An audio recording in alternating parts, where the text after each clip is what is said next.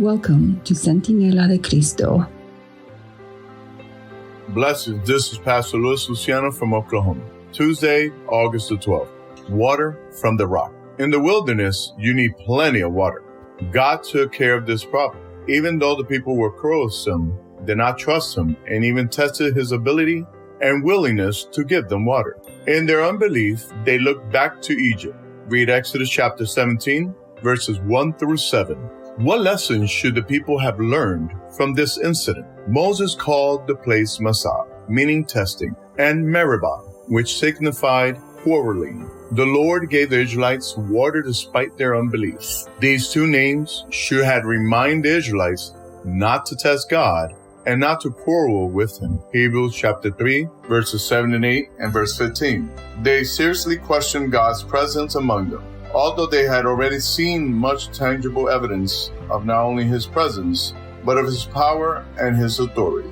Moses smote the rock, but it was the Son of God who, veiled in a cloudy pillar, stood beside Moses and caused the life-giving water to flow. Not only Moses and the elders, but all the congregation who stood at a distance beheld the glory of the Lord. But had the cloud been removed, they would have been slain by the terrible brightness of him who abode therein. Ellen G. White, in the book Patriarchs and Prophets, page 298.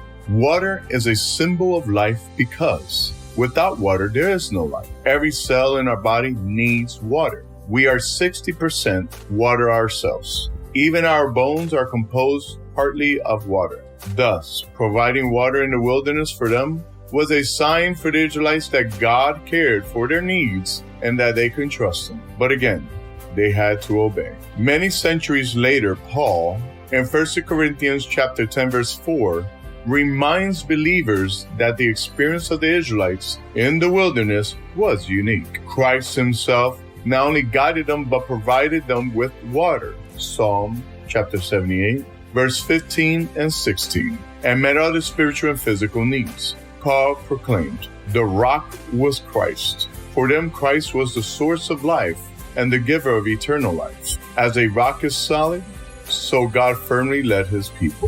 One can count on him because he does not fail to fulfill his promises. What are some things that right now you need to trust God with? How can you learn to submit to his will and wait for him to act in his time?